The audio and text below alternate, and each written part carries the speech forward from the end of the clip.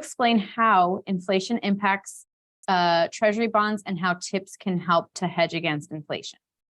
Okay, so the inflation kind of goes hand in hand with what I just talked about, the interest rates. Obviously, as inflation rises, so do interest rates and the requirement for higher yields on things. So that kind of just piggybacks that answer. If inflation increases rates, then it decreases the principal.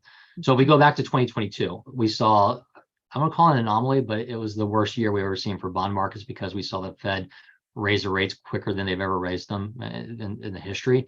If we go back historically to the 30s, usually when we have a negative bond year, we're going to have a positive return the next 18 to 36 months. Not always. In the 60s, there was kind of a leveling off, but what happened was those interest rates moved so quickly because of inflation that people didn't want those old bonds anymore. So that drove down their prices. So again, kind of back into those interest rates.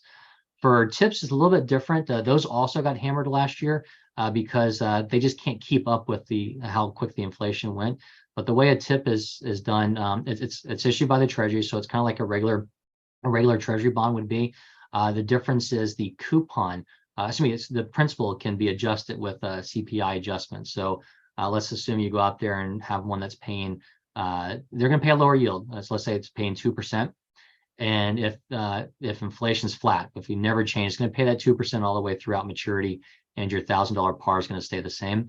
But if inflation goes up, then what's going to happen is they're going to use the CPI in order to account for that, and they're going to adjust your principal. So now your principal may go from $1,000 to $1,010 or $1,015, and you still get that same coupon note, that 2%, but now it's off of a higher par value.